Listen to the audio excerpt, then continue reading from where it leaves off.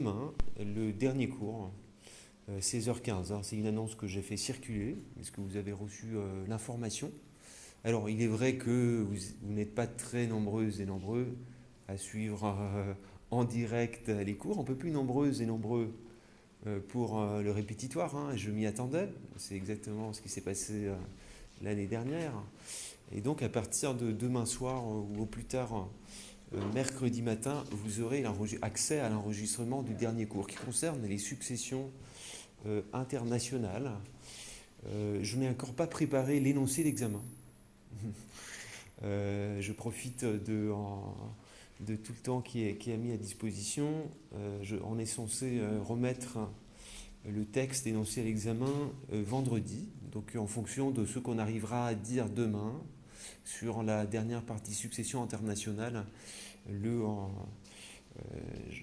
cas d'étude, enfin le cas d'examen, il sera ajusté au rythme qu'on parviendra à maintenir demain. On n'arrivera vraisemblablement pas à traiter en détail toute la matière qui figure dans les diapositives sur les successions internationales. Il va falloir faire quelques sacrifices. Alors, aujourd'hui, nous sommes censés, et vous êtes censés plus exactement, vous entraîner pour l'examen de samedi.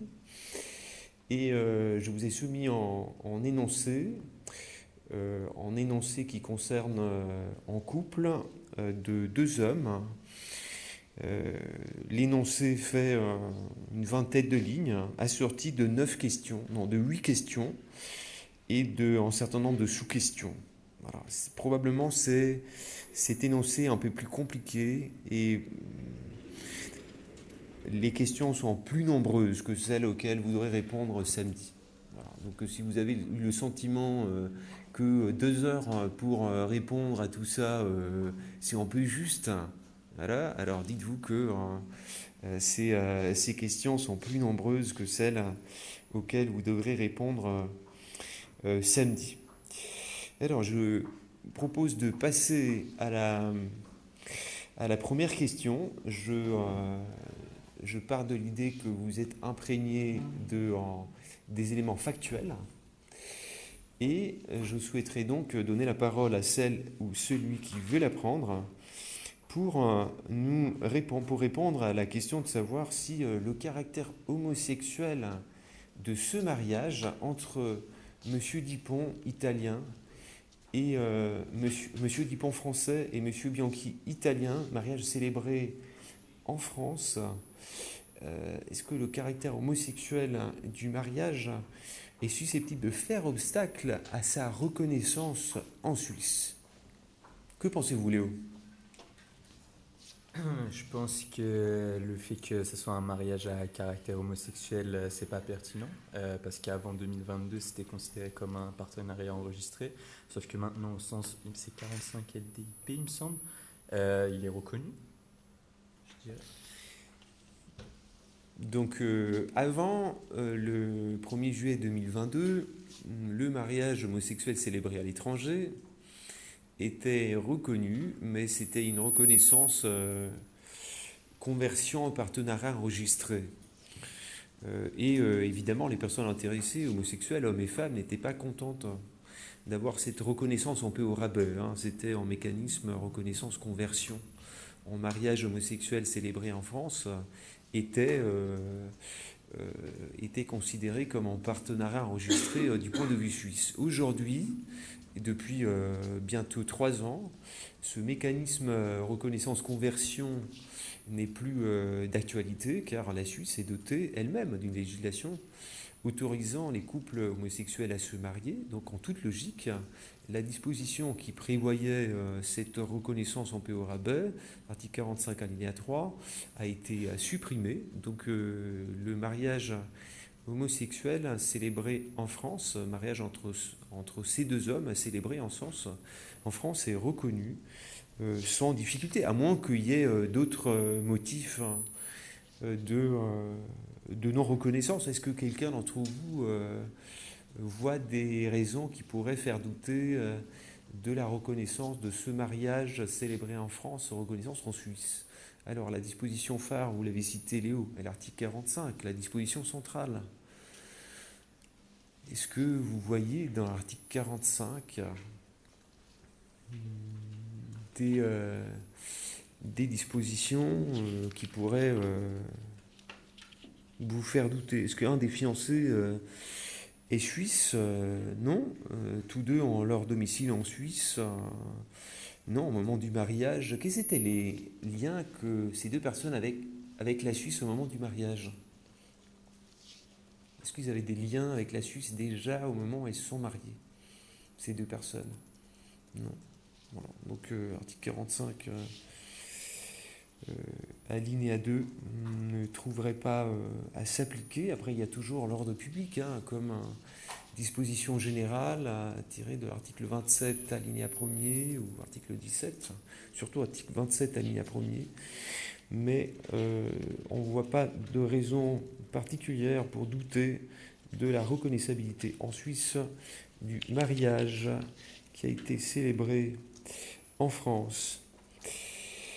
Question numéro 2. Est-ce que le juge suisse, spécialement lausannois, saisi par M. Dupont, devrait se déclarer compétent à l'égard d'une requête en dissolution du mariage? Donc nous avons M. Dupont qui souhaite se défaire du lien conjugal. Il paraît que son conjoint, M. Banqui, n'était pas très fidèle.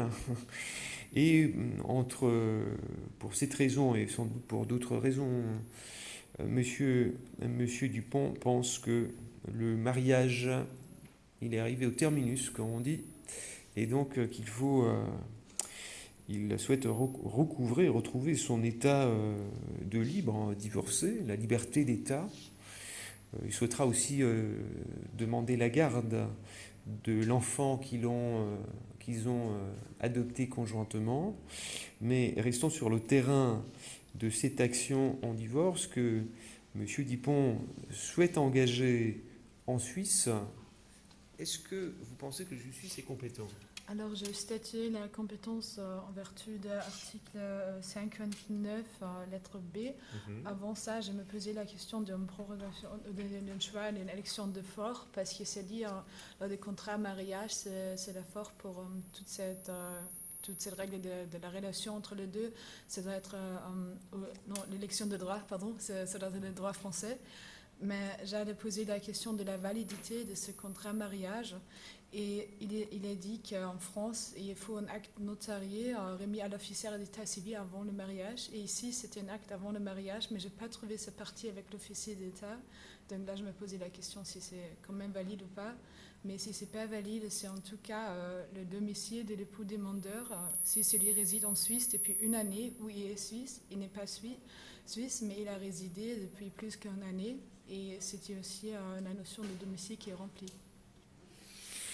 Très bien, merci Katharina. Alors article 59, puisque le demandeur est domicilié en Suisse et réside en Suisse depuis plus d'une année, permet au demandeur de obtenir une décision.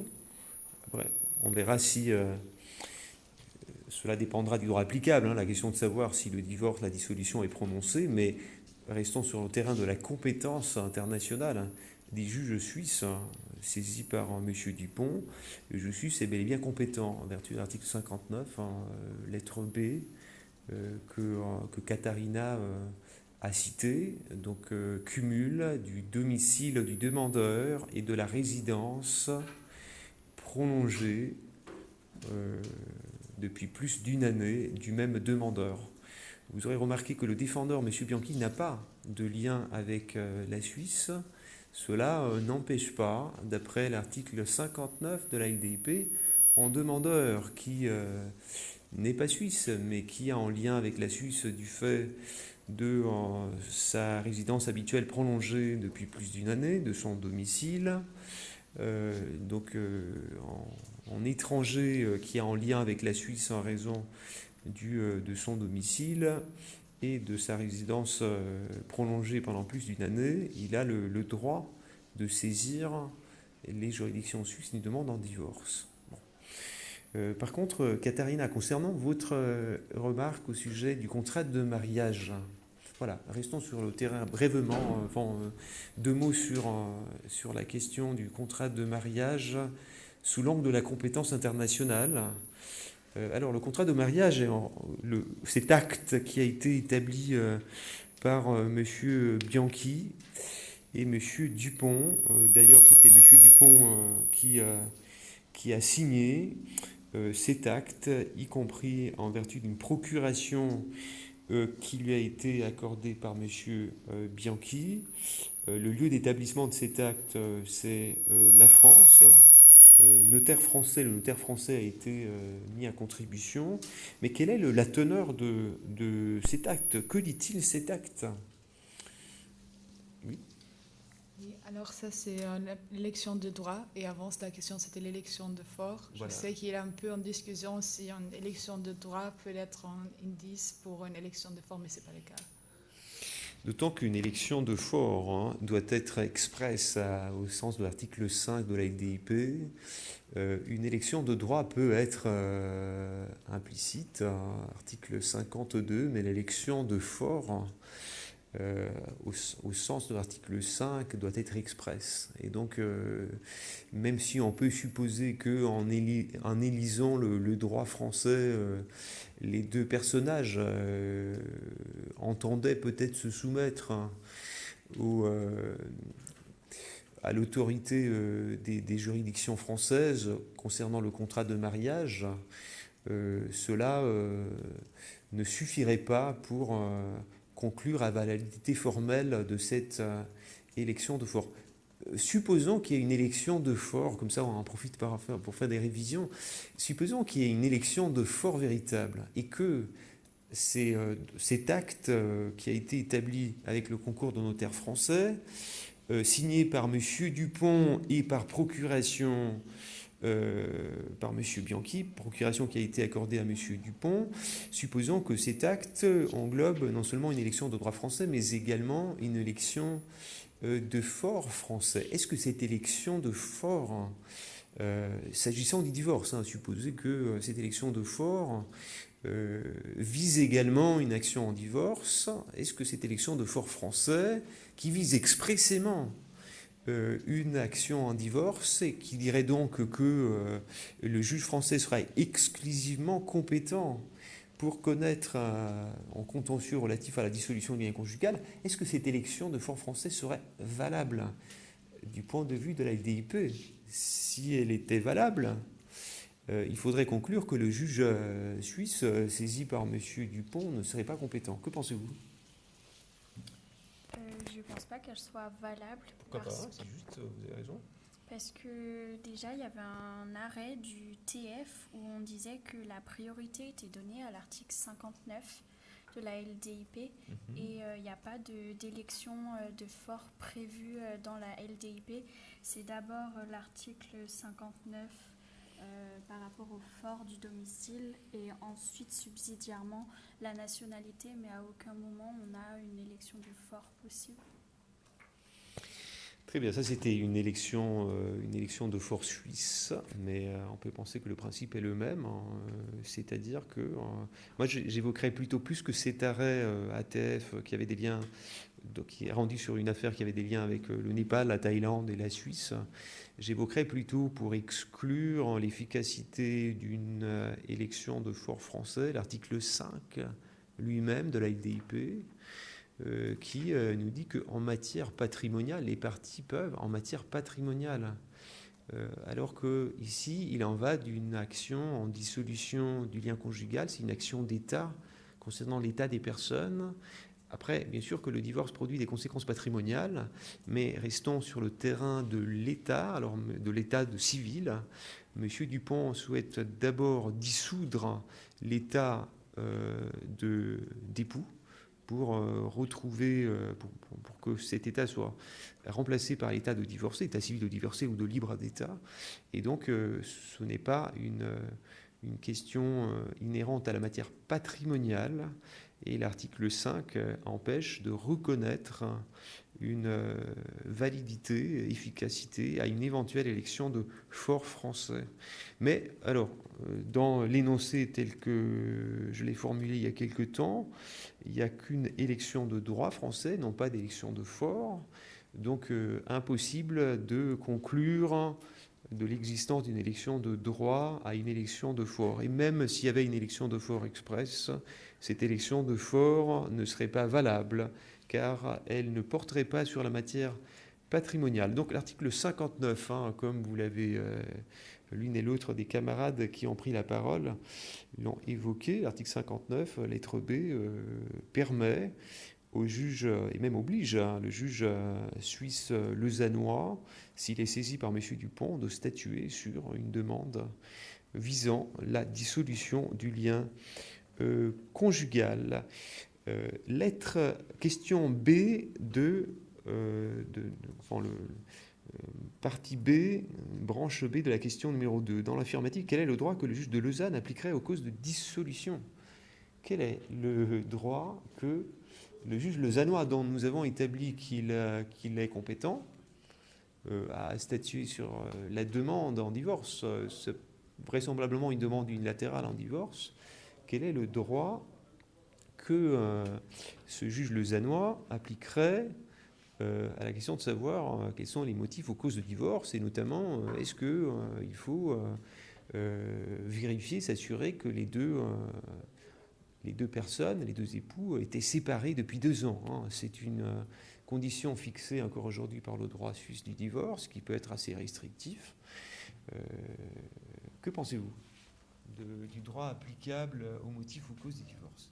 En vertu de l'article 61 de la LDIP, il y a le droit exclusif suisse qui régit le divorce et la séparation de corps. Très bien. Voilà, vous avez tout dit ce qu'il fallait dire. Je pense que c'est la question la plus simple de celles qui sont formulées. L'article 61 qui autrefois avait une structure beaucoup plus compliquée, plus alambiquée. Il se composait de 4 alinéas. Depuis déjà 2017, article 61, il s'en trouve considérablement simplifié quant à sa structure, quand il se compose d'un seul alinéa, qui pose un principe qui est simple à retenir. À chaque fois que un juge suisse saisi d'une action en divorce se reconnaît compétent en vertu de l'article 59 ou de l'article 60 subsidiairement, eh bien, il devra appliquer le droit suisse aux causes et motifs de divorce. Et cela vaut également pour la séparation de corps. Très bien. Ouais, vous voyez qu'on avance. On avance, mes amis. Vous êtes bons, là. Vous êtes bons. Voilà, j'en doutais pas. Alors, question numéro 3. Est-ce que la compétence du juge suisse à la supposée établie pour la dissolution du lien conjugal s'étend également aux questions touchant à la liquidation du régime matrimonial? On peut imaginer que M. Dupont ou M. Bianchi, en tant que défendeur, souhaitent porter à la connaissance du juge suisse des questions inhérentes à la liquidation du régime matrimonial. Donc là, nous sommes plutôt dans un volet patrimonial du contentieux relatif au divorce. Alors, est-ce que le juge de Lausanne, vous êtes un juge de Lausanne, vous êtes le juge saisi, vous travaillez sur ce dossier et vous vous interrogez sur l'étendue de votre compétence. Est-ce que vous avez le droit, respectivement l'obligation, de statuer également sur des questions touchant à la liquidation du régime matrimonial? Est-ce qu'il y a des volontaires pour répondre à cette question? Alors, je préfère donner la parole, vu que vous avez levé la main, mais vraiment simultanément, c'était une simultanéité parfaite. Je tranche ce conflit de volontaires en donnant la parole à celle qui ne l'a encore pas prise. Je garde le micro. Au sens de l'article 51, lettre B, oui, le juge suisse est compétent aussi concernant la liquidation du régime matrimonial. 51, lettre B. 51, lettre B de la LDIP. Voilà, c'est la réponse que vous aurez apportée vous-même. Oui, très bien. Voilà, est-ce qu'il y a quelqu'un qui a des doutes ou qui veut apporter un complément d'informations, d'explications ou de réponses? Enfin, Je me demandais s'il faut dire que l'article 51, lettre B, renvoie à l'article 59 ou pas. Et du coup, ça donne la compétence. Alors, je pense que vous pouvez tout à fait compléter, expliciter ceci, hein, l'article 51. Bon, l'article 51 nous dit que si les autorités judiciaires suisses sont compétentes en matière de divorce, leur compétence s'étend aux questions touchant à la liquidation de régime matrimonial. Il est vrai que l'article 51, lettre B, si vous regardez entre parenthèses, hein, il y a des renvois à des articles. Ici, l'article, il évoque l'article 59 et l'article 60. Alors, ce n'est pas strictement nécessaire, hein, mais vous pouvez tout à fait apporter ce supplément d'explication. Et donc, le juge suisse qui a été saisi, compétemment saisi en vertu de l'article 59, lettre B, pour l'action à divorce, pourrait, en vertu, et devrait, hein, s'il est saisi également, comme il arrive assez souvent, de questions, une ou plusieurs questions touchant la liquidation du régime matrimonial, tout simplement on lui demande de liquider le régime matrimonial, il devrait se déclarer internationalement compétent à l'égard également de ces questions, hein, en vertu de la connexité d'action, en vertu du principe de l'unité du jugement de divorce. Hein. Le droit suisse, si vous avez suivi les cours de droit de divorce en Suisse, il y a cette espèce de dogme, unité du jugement de divorce. Il faudrait que le même juge qui prononce le divorce, ou qui est habilité à prononcer le divorce, le soit également pour statuer sur ce qu'on appelle les effets accessoires. Ça vient finalement de là. Hein. Cette disposition de droit international privé vient d'une conception de l'unité du jugement du divorce auquel adhère le droit suisse. Très bien. Quid de la clause d'élection de droit français? Est-elle valable du point de vue de la LDIP quant aux lois éligibles? Donc, lois éligibles, ce sont les lois susceptibles d'être élues, d'être choisies pour régir le régime, gouverner le régime matrimonial entre époux.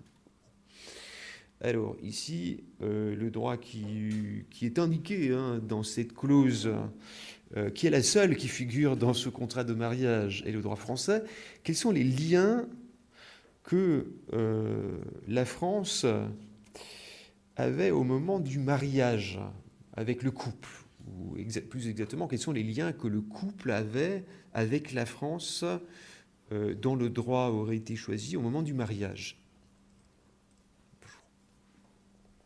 Vous avez compris la question? Au moment du mariage, où est-ce que le mariage a eu lieu? En fait, je voulais dire que la clause établie par un acte notarié avec procuration avant la célébration du mariage, donc c'est une forme valable. Et pour répondre à cette question, je voulais dire que la clause d'élection du droit français est valable du point de vue de la LDP. Je regarde notamment l'article 52 LDP. 52 la LDP. Oui. Voilà, et au regard de cet article, quelle serait votre réponse? Que oui. La réponse à la question, c'est oui.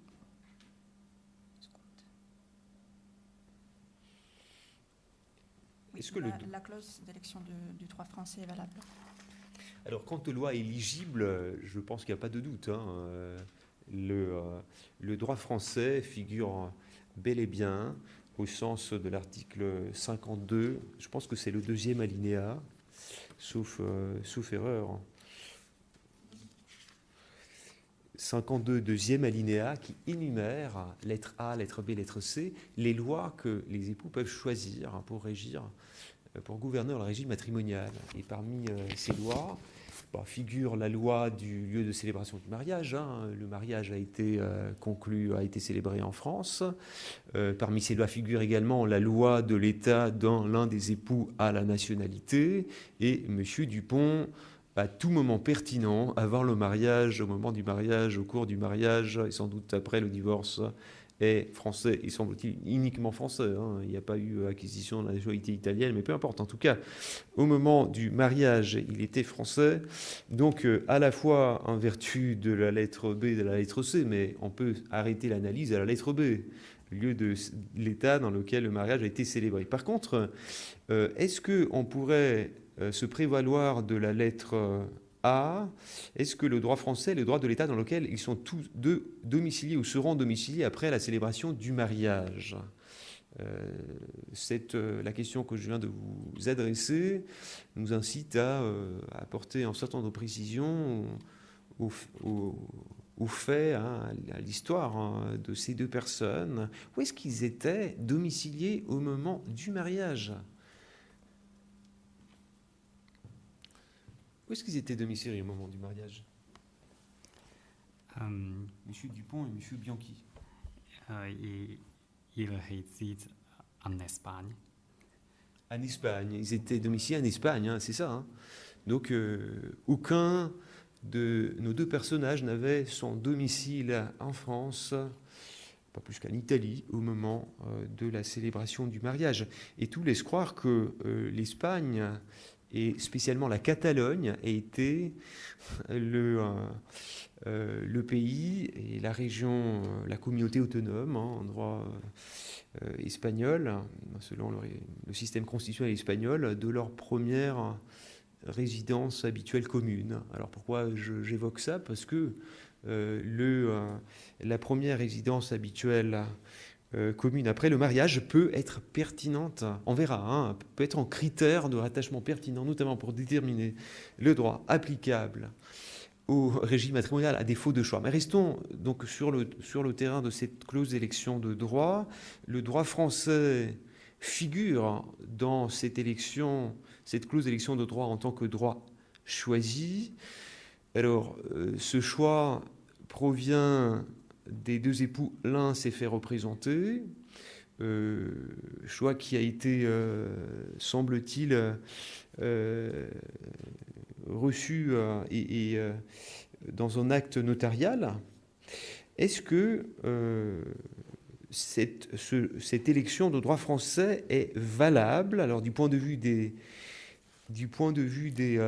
lois éligibles, oui, mais il faudrait poursuivre l'analyse de la validité, car M. Dupont pourrait souhaiter remettre en cause la validité. Il pourrait dire, par exemple, attention, et c'est ce qu'il dit, mais moi, non, c'était M. Bianchi, pardon, hein, M. Bianchi dit, mais moi, on m'avait dit que le droit français, s'agissant des couples homosexuels, à défaut d'un régime différent choisi par les époux, prévoit la séparation des biens. Et c'est ce qu'il dit. Alors, j'ai été un peu induite en erreur. Donc, j'ai accepté de soumettre notre régime au droit français, car je pensais que le droit français prévoyait la séparation des biens. Donc, il essaie d'évoquer une erreur qui aurait joué un rôle déterminant dans le processus d'acceptation du droit français comme droit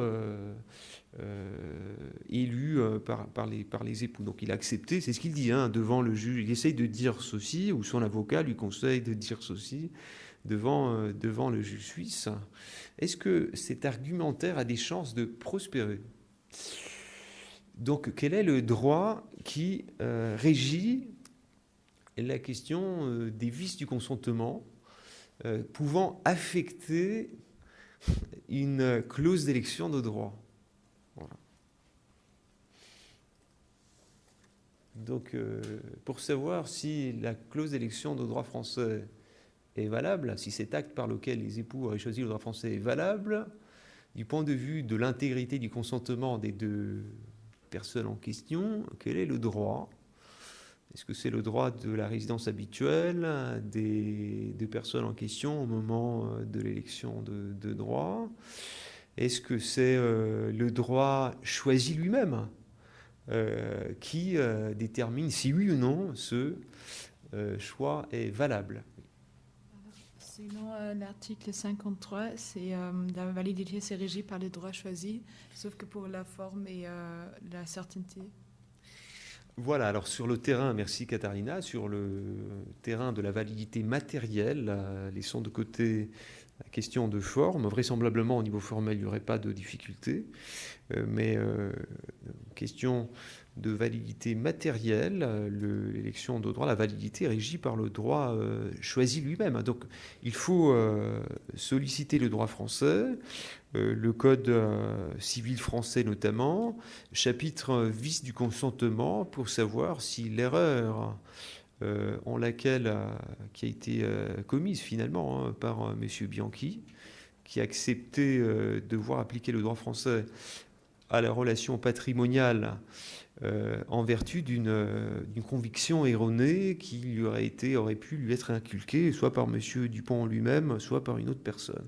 Et l'énoncé vous demande d'imaginer que, selon le droit français, cette erreur est suffisante pour remettre en cause la validité du contrat d'élection de droit.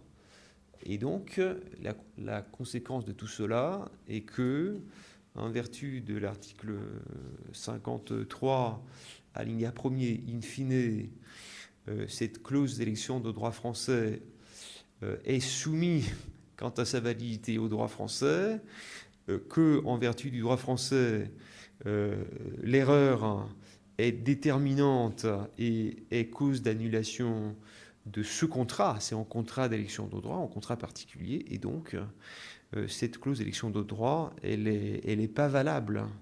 Elle n'est pas valable. Et vu que cette clause épuisait le contenu du contrat de mariage, c'est comme s'il n'y avait pas vraiment de contrat de mariage. En tout cas, il n'y a pas d'élection de droit.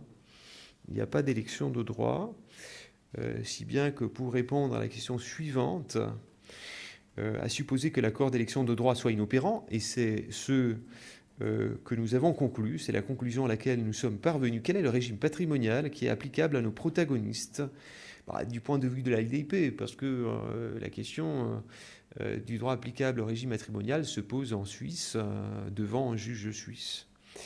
Le droit suisse consacre la participation aux acquêts pour les époux, le droit français et le droit espagnol, la communauté réduite aux acquêts. Attention, alors droit anglais, alors il s'agit d'une erreur, il n'y a pas de lien avec le droit anglais. Le droit de Catalogne, alors ça vous pouvez peut-être noter, droit catalan, il prévoit comme un régime ordinaire, en l'absence de contrat de mariage, la séparation des biens. Bon, quelqu'un l'avait peut-être senti, donc droit espagnol résultant du Código Civil, c'est la Sociedad de Gananciales, c'est le régime ordinaire. Le droit catalan, c'est la séparation des biens. La Catalogne est une des relativement rares régions européennes dont le droit prévoit qu'à défaut de contrat de mariage, les époux ont vécu sous un régime de séparation des biens. Et M. Bianchi, tout laisse croire que lui, c'est c'est lui qui a connu le succès. Il est plus âgé que M. Dupont.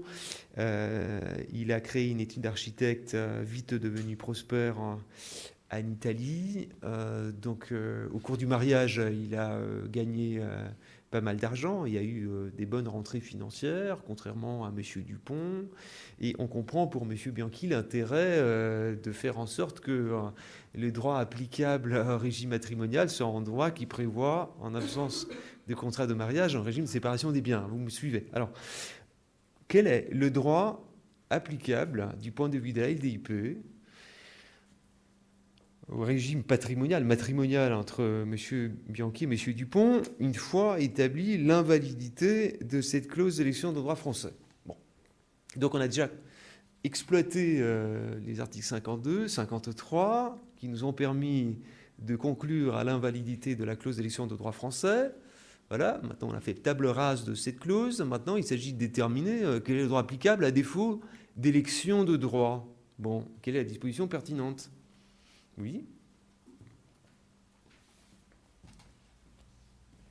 À défaut d'élection de droit, selon l'article 54, alinéa 1, lettre B, le droit applicable, c'est l'état dans lequel les époux ont été domiciliés, enfin le dernier lieu dans lequel les époux ont été domiciliés en même temps. Très bien. Et quel est ce droit? Et en l'espèce, c'était l'Italie. Donc, ce serait le droit italien qui serait applicable. Merci. Est-ce que vous êtes toutes et tous d'accord avec le projet de réponse, la proposition de réponse de votre collègue, donc article 54. Il retient comme pertinent, comme rattachement pertinent pour désigner le droit applicable à défaut d'élection de droit, le droit de l'État où se trouve, où les époux sont domiciliés au même temps, à défaut le droit de l'État où les époux ont été en dernier lieu domiciliés au même temps. Alors au moment où la question se pose, au moment de l'engagement de l'action en justice devant le juge suisse, les époux ont perdu, bientôt ex-époux, peut-être, ils ont perdu, ils n'ont pas leur domicile dans le même pays, et donc il faut regarder dans l'historique, dans l'histoire de ce couple, l'histoire de ces rattachements, quel était le pays où ils ont été domiciliés en dernier lieu, soit sous le même toit, soit même séparément, mais sur le territoire du même pays. Et ce pays est bel et bien l'Italie. C'est donc le droit italien qui serait applicable du point de vue de la LDIP au régime matrimonial et aux conséquences sous l'angle du régime matrimonial du divorce. Très bien, mais on avance très vite. Bon, on passe déjà à la deuxième page. Ça, on est très bien. Une question ? J'avais une question par rapport à la forme du contrat de mariage. Oui. Parce que l'article 56 il nous dit que pour déterminer le droit applicable à la forme, il faut regarder le droit applicable au fond. Oui. Mais du coup, est-ce que ce serait le droit applicable au divorce ou au régime matrimonial ? Alors, l'article 56 comporte une disposition qui est assez standard s'agissant du droit applicable à la forme d'un acte. En l'occurrence, il s'agit d'un acte bilatéral, mais une disposition semblable régit des actes unilatéraux. Alors, cet acte bilatéral, c'est le contrat de mariage. Un contrat de mariage est valable formellement s'il est conforme ou bien aux prescriptions formelles qui sont fixées par le droit applicable au fond des relations du régime matrimonial, ou bien s'il est conforme au droit de l'État où cet acte a été établi, le contrat de mariage a été établi.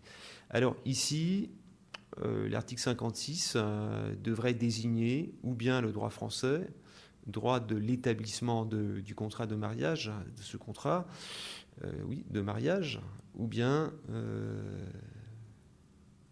le droit français, à supposer qu'il soit valable. Nous, on a conclu à l'invalidité du point de vue du fond. En tout cas, la short answer à votre question est non, ce n'est pas le droit applicable au fond du divorce, c'est le droit applicable, le droit qui régit au fond le contrat de mariage lui-même.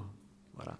Sauf que ici, c'est un contrat de mariage particulier parce que il comporte une clause uniquement, et cette clause est une clause d'élection de droit. Donc je ne suis même pas certain qu'on pourrait le qualifier de contrat de mariage. Alors, il faut parfois aller au-delà de la qualification inscrite dans un document. Ici, nous avons tout simplement une convention sur le droit applicable. Voilà ce que je lis dans ce soi-disant contrat de mariage. Mais il y a une élection de droit. Il n'y a pas vraiment... les époux ne disent pas c'est la séparation des biens, c'est la communauté universelle. Non. Ils se bornent qu'à un moment de ce contrat de mariage, ils avaient déjà des liens avec plusieurs pays, avec la France, avec l'Italie, avec l'Espagne. Ils se bornent tout simplement à préciser quel est le droit qui sera applicable au régime matrimonial. Pour moi, ce n'est que imparfaitement qu'on peut le qualifier du point de vue du droit international privé, d'article 56, de contrat de mariage. Mais si on était en présence d'un vrai contrat de mariage, avec différentes clauses par lesquelles, par exemple, les époux peuvent convenir que l'argent, le salaire qui sera produit par chacun des époux restera dans la titularité de chacun, Ils peuvent prévoir que, s'agissant des immeubles, voilà, ils peuvent décider d'organiser eux-mêmes, exemptés avant le mariage, des questions de propriété concernant des biens immeubles, concernant des voitures, concernant de l'argent résultant d'une activité professionnelle. Ça, ce serait un vrai contrat de mariage quant au fond. Et sa validité, du point de vue de la LDIP, formelle, serait à retenir. Donc, ce contrat de mariage serait formellement valable s'il est conforme soit aux dispositions du droit français en tant que droit de l'État où il est établi, soit conformément au droit français en tant que, à supposer qu'il y ait une clause d'élection de droit valable en tant que droit français. Par contre, s'il n'y a pas de clause d'élection de droit, alors ce serait le droit italien. Sauf qu'il suffit que, au niveau formel, le contrat de mariage soit conforme à l'un des deux droits qui sont potentiellement désignés par cette disposition pour que le contrat de mariage soit formellement valable. Mais si on revient à l'énoncé à l'examen, vous ne devez pas envisager des scénarios hypothétiques, vous devez coller en quelque sorte, et c'est mieux pour vous, à l'énoncé. Après, si vous voulez, à titre anecdotique, préciser que si il y avait eu une élection de fort au-delà d'une élection de droit, vous pouvez le faire, mais attention à bien gérer le temps. Voilà. Être plus royaliste que le roi et plus papiste que le pape et plus jean-pauliste que Jean-Paulo. Attention, parce que là, vous risquez de ne plus avoir du temps pour répondre à la question numéro 10. Voilà. Ouais.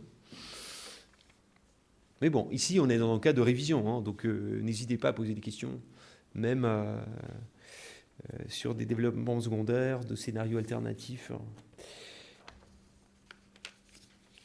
Donc c'est bel et bien le droit applicable au fond du contrat de mariage ou du régime matrimonial, pas le droit applicable au fond du divorce. Non. C'est le droit désigné par l'article 54 ou 53, 52. En aucun cas, l'article désigné par l'article 61. Après, il peut y avoir une convergence, il peut y avoir une identité, mais les dispositions désignant le droit applicable aux causes du divorce et au régime matrimonial sont différentes. Juste une petite question pour rassurer, c'était à vertu de quelle disposition qu'on a déclaré l'invalidité de la clause? L'invalidité de la clause? De contrat de mariage, qu'est-ce que ça fait? Alors, on a déclaré, c'est celle que vous avez citée vous-même, c'est l'article 53, alinéa 1, qui désigne le droit français, et l'énoncé vous dit, au regard du droit français, c'est l'énoncé, c'est en bout de la question, en passage, que l'on retrouve à la formulation de la question C, 3C. Quel est le droit qui devrait déterminer s'il y a là une erreur suffisante à remettre en cause la validité du contrat d'élection de droit, ce qui serait le cas pour le Code civil français et le Code civil italien. Donc, pour le Code civil français, cette erreur est une erreur suffisante pour remettre en cause la validité de ce contrat d'élection de droit. Le droit français est bel et bien applicable en vertu de l'article 53, alinéa 1er in fine, celle que vous avez citée, et donc on arrive à conclure à l'invalidité de cette clause d'élection de droit français. Okay. Merci beaucoup. C'était juste parce que je pensais à lettre B et je me posais la question en vertu de lettre B, pas lettre C, de la troisième question.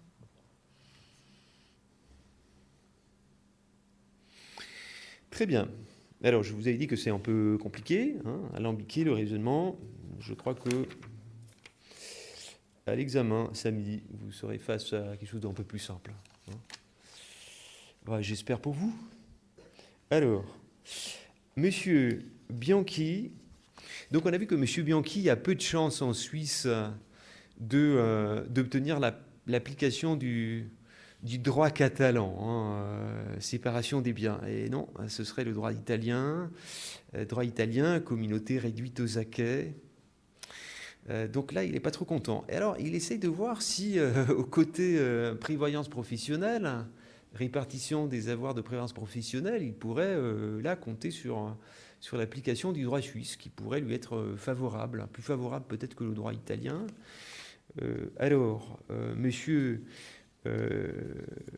Dupont a bel et bien été employé en Suisse, ce qui veut dire que son employeur, il a dû verser des cotisations à une institution de prévoyance professionnelle, et lui aussi, hein, une partie de son salaire est prélevée, et ces montants sont transférés à son compte prévoyance professionnelle. J'espère pour lui que l'employeur, qui était les PFL, verse des cotisations importantes, parce qu'il y a une certaine liberté. Hein.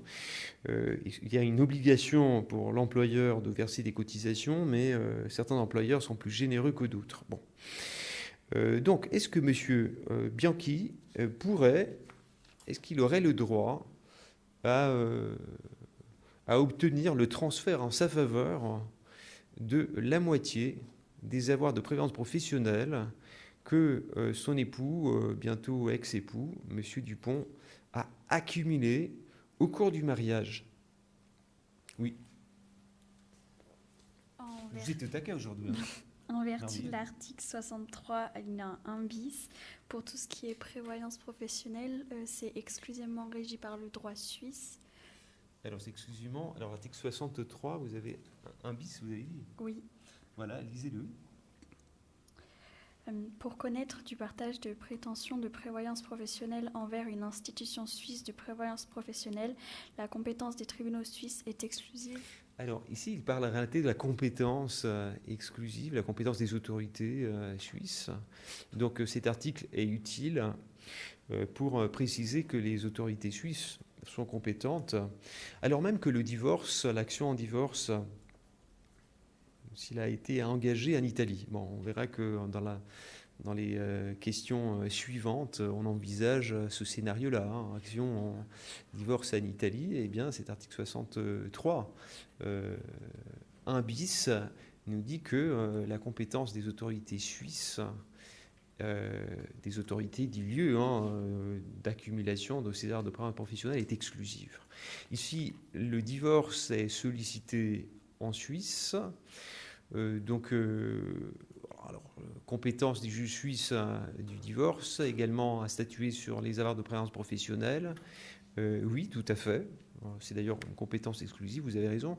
Mais quid du droit applicable? Est-ce que c'est le droit, le droit suisse qui est applicable? Ou c'est le droit italien, le même droit qui est applicable au régime matrimonial, hein? Souvenez-vous que c'est le droit italien qui, d'après l'article 54, est applicable au régime matrimonial. Quelle serait la disposition? Bon, en toute logique, si un pays revendique une compétence exclusive à connaître d'une question, c'est qu'il veut appliquer son propre droit. Hein, voilà.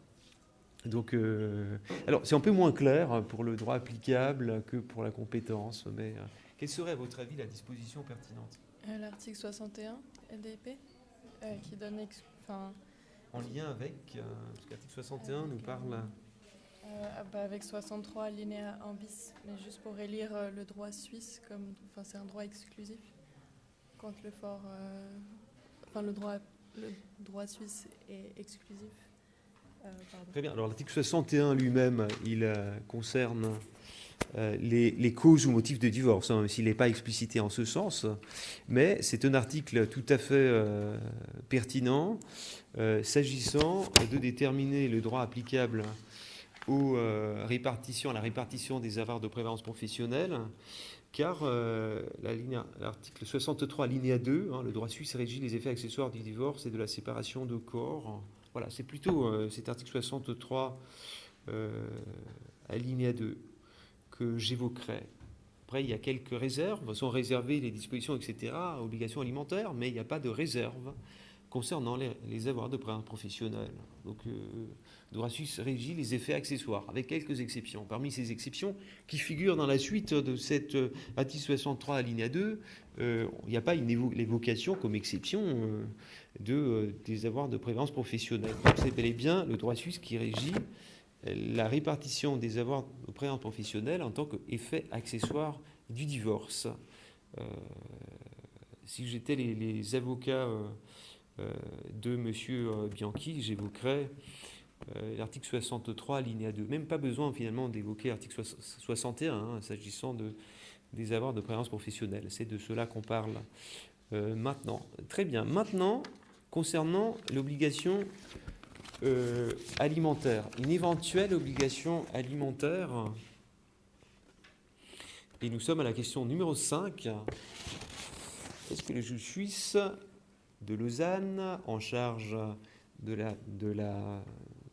la procédure de divorce, dont on a vu qu'il est compétent également pour statuer sur le régime matrimonial, qu'il l'est également pour procéder à la répartition des avoirs de prévoyance professionnelle, est-ce qu'il est également à statuer sur une demande qui est lui adressée par M. Dupont, qui réclamerait de M. Bianchi un entretien post-conjugal. On a vu que M. Bianchi, il est mieux loti financièrement, il est financièrement plus aisé, et donc M. Dupont peut être tenté de solliciter une pension à l'entretien, contribution à l'entretien. Pendant une année, 2 ans, après la dissolution, voilà. Donc, compétence. Est-ce que le juge suisse serait compétent également pour ce volet du contentieux? Que pensez-vous? J'en ai aucune idée. Je sais pas du tout. Vous ne savez pas du tout? Non. Mais vraiment du tout. D'accord, très bien, fair enough. Alors, est-ce que c'est la Convention Lugano qui pourrait nous éclairer? Alors, Katharina, je préfère donner la parole à quelqu'un d'autre. Est-ce que vous pensez que c'est la Convention de Lugano? Que pensez-vous? Est-ce que ce serait la Convention de La Haye de 73 applicable? Oui, alors concernant le droit applicable, oui, mais sur le terrain de la compétence internationale, donc on est à la question 5A. Est-ce que le juge suisse serait également compétent à se prononcer sur une éventuelle pension d'entrée en poste conjugale? Je pense que oui. Ce serait plutôt la Convention Lugano. Voilà. Alors, quel serait l'article pertinent de la Convention Lugano? Alors, la Convention Lugano, elle est applicable lorsque le défendeur, le domicile du défendeur est dans un état Lugano. Ici, quel est le défendeur à l'égard de cette question de pension d'entretien post-conjugal? Quel est le défendeur? Qui est le défendeur ici? C'est M. Bianchi. C'est M. Bianchi. Où est-ce qu'il est domicilié au moment de... En Italie. Il est domicilié en Italie, donc du point de vue de la Suisse et vraisemblablement aussi de l'Italie, la Convention de Lugano est applicable à la question de savoir quelles sont les autorités compétentes, quels sont les juges compétents à l'égard d'actions en matière alimentaire. Car, j'ai insisté à plusieurs reprises pendant le cours, la Convention de Lugano n'est pas applicable à la matière familiale à une exception près. Cette exception est précisément constituée par des actions en matière alimentaire. Alors, quelle est, à votre avis, la disposition pertinente? C'est l'article 5, alinéa 2, lettre A. Article 5, alinéa 2. L'alinéa 2 contient combien de lettres? 2. 2 ou 3? 2? 3, pardon. 3. 3 lettres 3 A, lettres. B et C. Vous pouvez regarder. C'est probablement la seule disposition, article 5, qu'il faut photocopier et avoir avec soi, avec vous samedi. C'est pratiquement la seule que nous avons citée. Après, nous avons cité le régime facilité de reconnaissance et d'exécution mutuelle des décisions, y compris en matière alimentaire, mais concernant la compétence, on a cité essentiellement l'article 5. Alors, article 5, chiffre 2, lettre A, vous avez dit, hein? Oui. Voilà, que dit-il? En matière d'obligation alimentaire, il y a une compétence devant le tribunal du lieu où le créancier d'aliments a son domicile ou sa résidence habituelle. Et en l'espèce, le créancier, ça serait M. Dupont. Très bien. Quid de la lettre B? Devant le tribunal compétent, selon la loi Dufort, pour connaître d'une demande d'accessoire à une action relative à l'état des personnes, sauf si cette compétence est uniquement fondée sur la nationalité d'une des parties. Est-ce que vous pourriez également invoquer la lettre B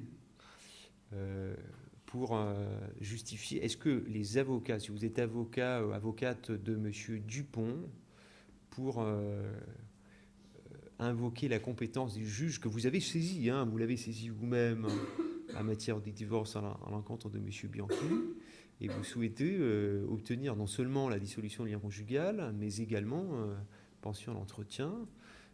Est-ce que, en tant qu'avocate de M. Dupont, vous prévaudriez à la fois de la lettre A, de la lettre B, de l'article 5, chiffre 2? Vous pensez que la lettre A peut-être suffit, hein? Moi, je pense que la lettre A, elle suffit. Devrait suffire. Enfin, la lettre A et B, on donne la compétence au juge suisse. Voilà.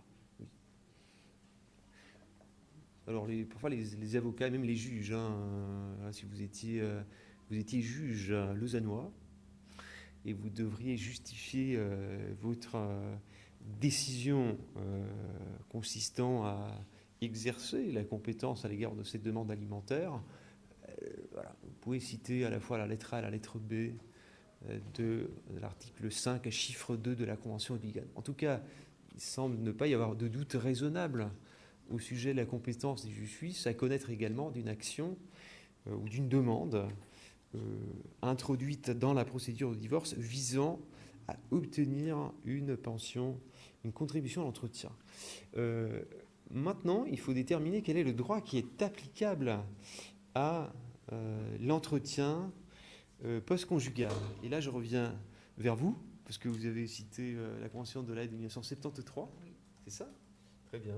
Alors, d'après la Convention de 1973, quel serait le droit applicable? Alors, il y a des chances que M. Dupont souhaite l'application du droit suisse, de préférence au droit italien. Est-ce qu'il a le droit d'obtenir l'application du droit suisse?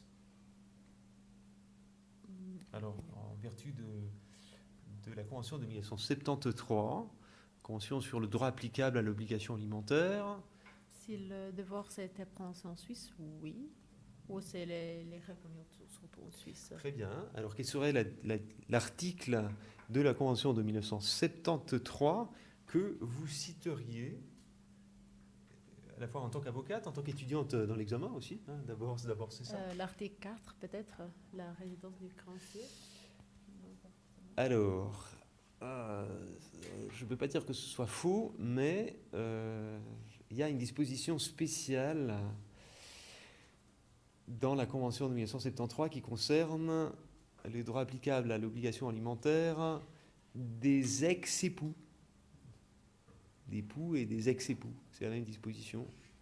Des ex-époux, je crois. Hein. Vous savez laquelle, là? C'est l'article 8. C'est plutôt l'article 8. Regardez l'article 8. Vous l'avez sous les yeux? Non, c'est pas grave alors, ne vous inquiétez pas. En tout cas, c'est l'article 8. Il est vrai que la conclusion est la même. Hein. L'article 8 désigne comme applicable à la question de savoir s'il y aura un rapport alimentaire post-conjugalement le droit qui a été appliqué au divorce, aux causes et motifs de divorce. Alors, ce droit est désigné par l'article 61, droit suisse, et donc en vertu de l'article 8 de la Convention de 1973, le droit suisse est applicable également à la pension d'entretien postérieure au divorce. Et donc, ce seront les conditions du droit suisse, c'est je crois l'article 125 du Code civil suisse, hein, qui devra être appliqué par le juge lausannois pour déterminer si oui ou non il y a lieu de prononcer une pension d'entretien, d'attribuer à M. Dupont le droit à obtenir des aliments, quel est le montant, pendant quelle durée, de M. Bianchi. La suite de la question, toujours en question 5, lettre B, vous demande de répondre après avoir envisagé la réponse au regard de la Convention de La Haye de 1973, d'envisager la réponse au regard du protocole de La Haye de 2007. C'est un texte beaucoup plus récent qui est de 35 ans postérieurs, 34 ans postérieurs, qui n'est pas non plus tout neuf, hein, il faut dire, hein, parce que nous sommes en 2025. Convention de 1973 est celle qui est encore aujourd'hui en vigueur en Suisse. La Suisse prépare la ratification au protocole de La Haye de 2007. Imaginons pour l'instant que la Suisse ait déjà ratifié la Convention de La Haye, le protocole de La Haye de 2007. Quel serait le droit désigné par le protocole? Léo, est-ce que vous avez pu faire l'analyse? Je pense que oui, en vous connaissant, oui. Je pense qu'il faut utiliser les articles 3 et 5. Au début, en lisant l'article 3, on voit qu'il prévoit que la loi de l'État de la résidence habituelle du créancier régit les obligations alimentaires. Donc au début, j'étais parti sur ça, mais après, du coup, il y a l'article 5 qui dit que, en ce qui concerne les obligations alimentaires, l'article 3, il ne s'applique pas lorsque l'une des parties s'y oppose et que la loi d'un autre État, en particulier s'il y a des liens plus étroits, peut s'appliquer. Et du coup, là, je pense que j'aurais justifié en parlant de leur domicile en Italie. Et donc, dire que la loi qui peut être appliquée, c'est plutôt la loi italienne. Très bien. Est-ce que vous êtes d'accord avec cette analyse? Alors, l'article 5 prime l'article 3, c'est vrai. Et l'article 5 suppose tout de même qu'une personne, une des deux parties intéressées, s'oppose à l'applicabilité de la loi désignée par l'article 3. L'article 3 désignerait la loi de la résidence habituelle du prétendu créancier d'aliments. Aucun doute, ce serait le droit suisse.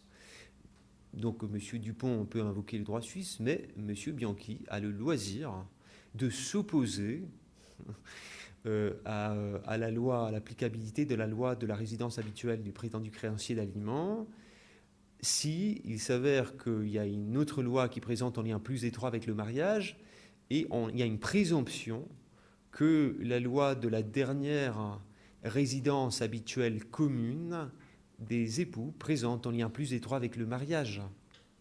C'est comme ça que je lis, et d'ailleurs je rejoins donc vos conclusions et aussi assez largement votre analyse. Est-ce que cette présomption des liens les plus étroits en faveur de la loi de la dernière résidence habituelle commune au cours du mariage, est-ce que vous pensez, Léo, que cette présomption, c'est une présomption réfragable, hein? Est-ce que M. Dupont pourrait essayer de démontrer que le lien que la cause présente avec l'Italie n'est pas plus significatif que le lien que la cause présente avec la Suisse? Voilà. Je pense qu'il pourrait essayer, mais honnêtement, je trouverais ça compliqué. C'est pour ça que moi j'étais parti du fait que ça serait plus la loi italienne qui pourrait être appliquée.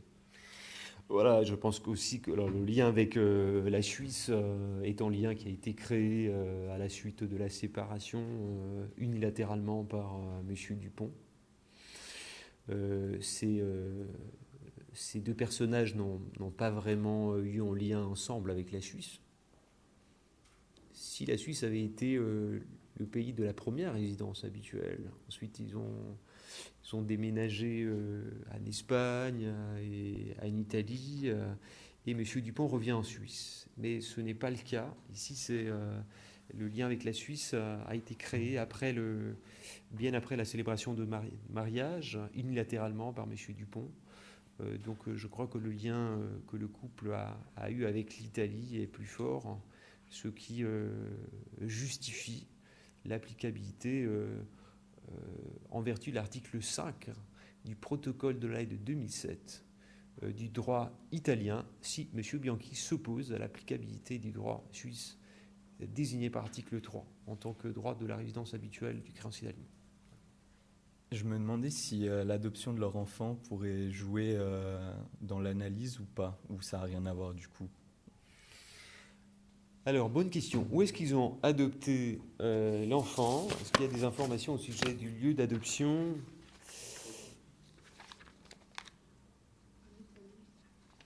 En Italie, Marco, il est scolarisé en Italie. L'enfant Marco, c'est une bonne... c'est un good point. Hein.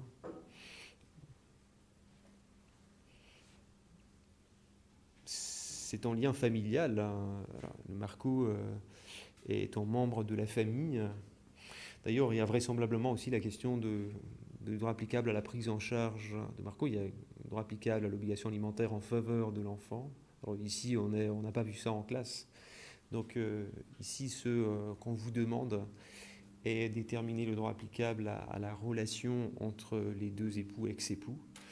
Mais ce lien familial supplémentaire avec l'Italie, en vertu du lieu d'adoption et surtout du lieu de la résidence habituelle en Italie, peut jouer un rôle aussi. Hein. Moi, si j'étais avocat, je n'hésiterais pas, avocat de M. Bianchi, je n'hésiterais pas à invoquer ce lien supplémentaire avec l'Italie.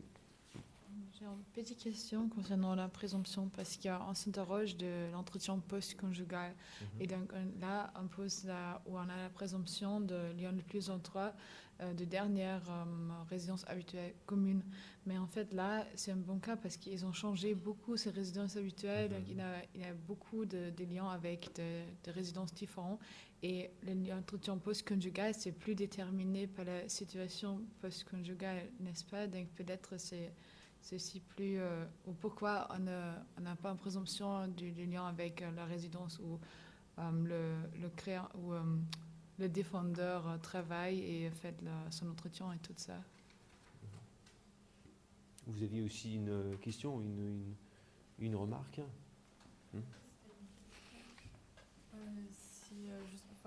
Juste s'il pouvait peut-être du coup argumenter en présomption du droit catalan, ou est-ce que c'est déjà trop loin? Enfin, du coup, ça rejoint un petit peu, mais vu qu'ils ont changé de résidence et qu'au fond, ils ne sont pas restés en Italie très longtemps, et ben, je me demandais si peut-être s'ils voulaient, est-ce qu'ils pouvaient peut-être argumenter dans le sens que le droit catalan pouvait s'appliquer. Alors, moi, le droit catalan, je ne le considérerais pas, en réalité. Pourquoi? Parce que ils ont perdu de lien avec la Catalogne. La question de l'obligation alimentaire post-conjugale, c'est une question qui est tournée vers l'avenir. Post-conjugale, hein, il s'agit de savoir ce qui se passera après. Et alors, il faut qu'il y ait une justice dans la détermination du droit applicable à une question qui s'élève par hypothèse, par définition, à la suite de la dissolution du lien conjugal. Donc, je n'irai pas chercher du côté de la première résidence habituelle, hein, d'autant que aucun de ces deux a nationalité espagnole, donc il semble avoir tout de même perdu depuis plusieurs années déjà le lien avec l'Espagne. Alors, l'Italie, la raison pour laquelle cet article 5 a été concocté, formulé, introduit dans le protocole de La Haye, c'est une question de justice. L'idée, c'est d'empêcher que, notamment à la suite de la séparation, un époux puisse établir unilatéralement sa résidence habituelle dans un pays autre que celui où a été situé le centre de leur vie conjugale jusque-là, pour invoquer ensuite, y compris post-conjugalement, le droit de cet autre pays avec lequel il a établi des liens unilatéralement. Alors, il est vrai que, si on lit bien l'énoncé, c'est pour ça qu'on peut argumenter, mais moi je reste de l'idée comme Léo, hein, que cette présomption, les arguments en faveur de l'opérativité de cette présomption en faveur du droit italien sont plus forts que les arguments qui s'opposeraient. Même si, à l'origine de l'installation à Lausanne, c'est pas tout à fait une décision unilatérale finalement. Alors bien sûr que c'est M. Dupont qui a reçu cette offre professionnelle. Ils étaient encore mariés, ils étaient encore unis, enfin ils n'étaient pas encore séparés, donc c'est pas une décision qui a été prise post-séparation.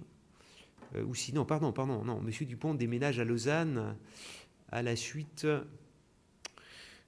lorsqu'il a découvert les multiples relations extraconjugales. Donc il a voulu s'éloigner, M. Dupont a voulu s'éloigner du centre de vie jusque-là. Alors il est vrai, on ne sait pas exactement combien d'années a duré la résidence conjugale en Italie, mais il y a l'enfant en Italie. Enfin, il y avait un centre de vie italien que M. Dupont a délaissé de manière unilatérale, et donc on ne va pas lui permettre de profiter du droit suisse, droit qui, jusqu'à cette décision unilatérale, n'avait pas de lien avec les personnes, avec la famille en général.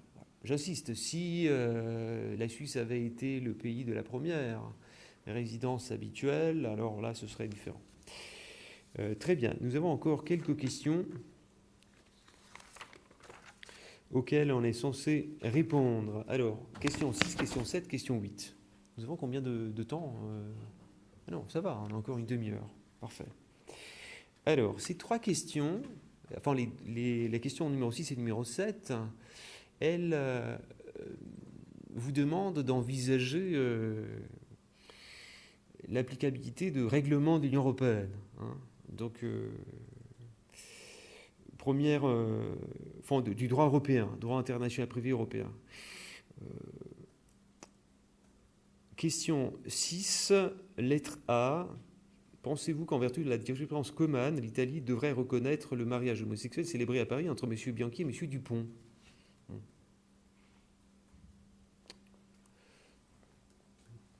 D'ailleurs, M.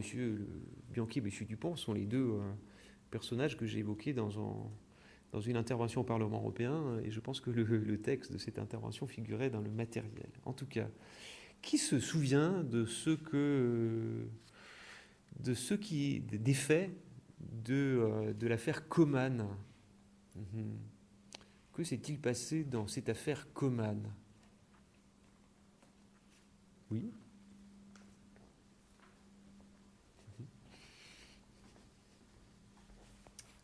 Il me semble que c'était le mariage d'un Américain et d'un Romain. Parfait. Donc deux hommes. Et donc leur mariage, il était reconnu en Amérique, mais pas en Roumanie. Et donc,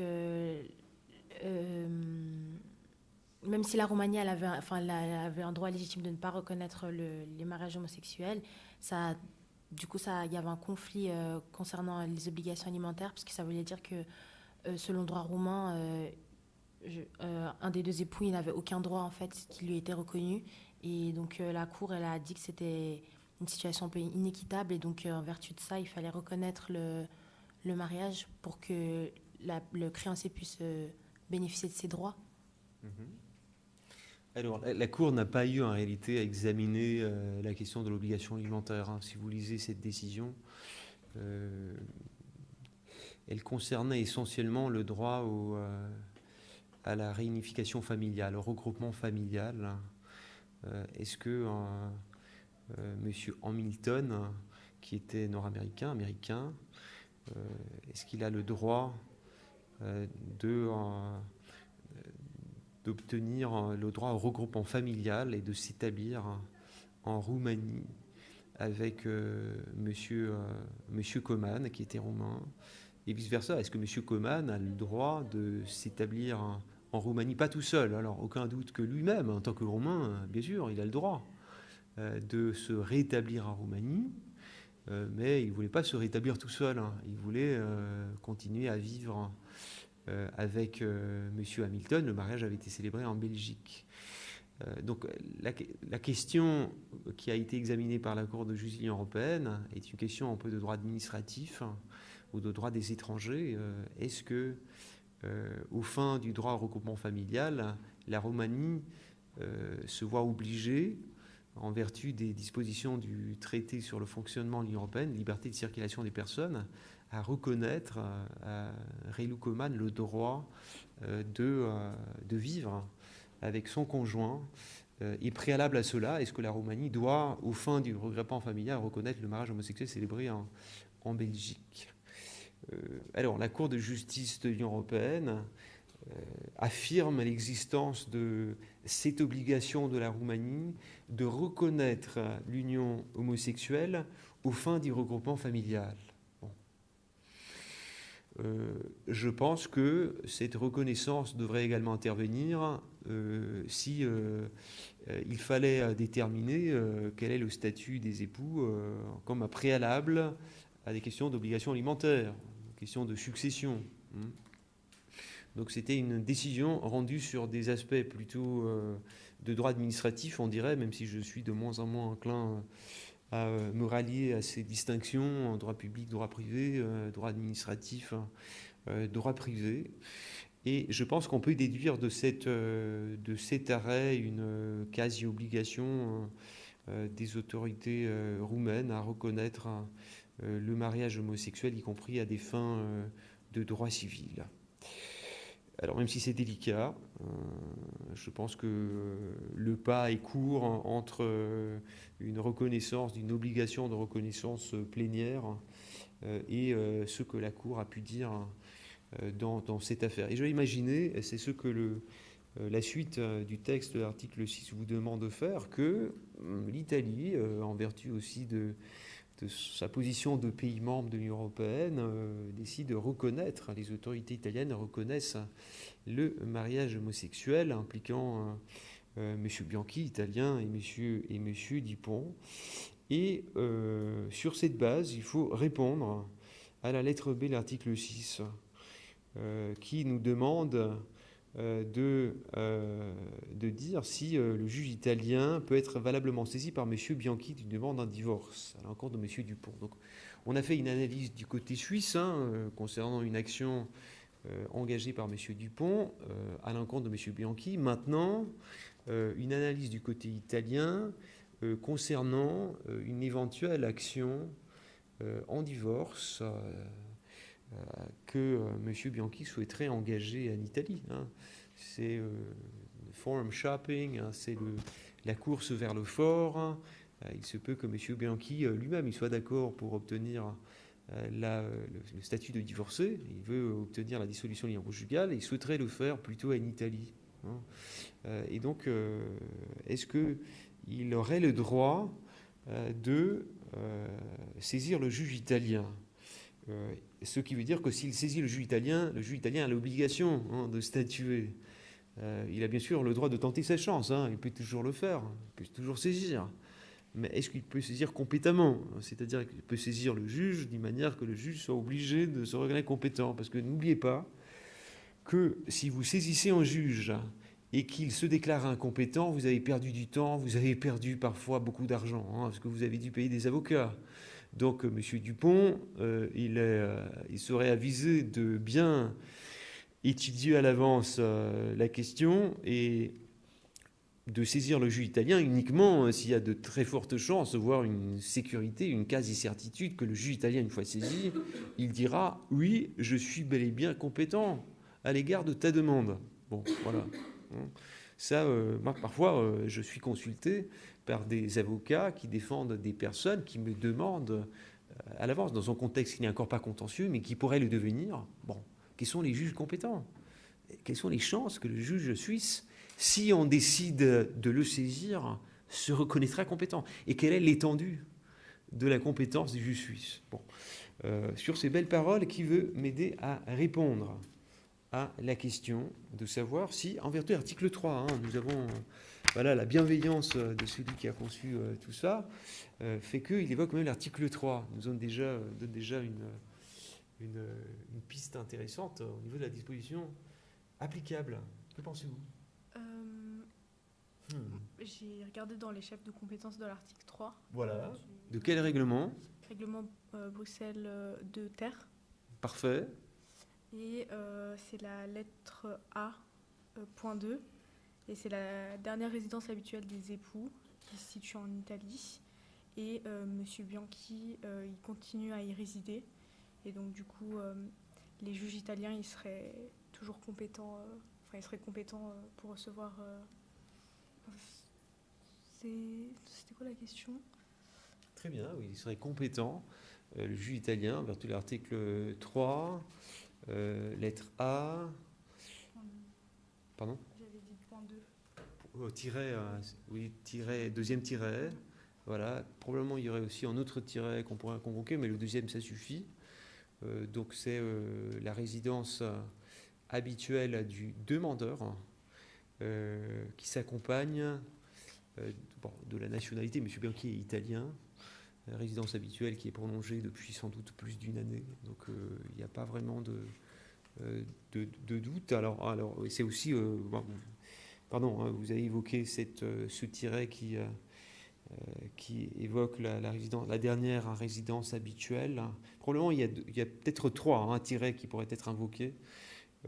En tout cas, il est certain que le juge italien serait compétent à connaître d'une action en dissolution du lien conjugal. Quel est le droit qu'appliquerait le juge italien aux causes ou motifs de divorce?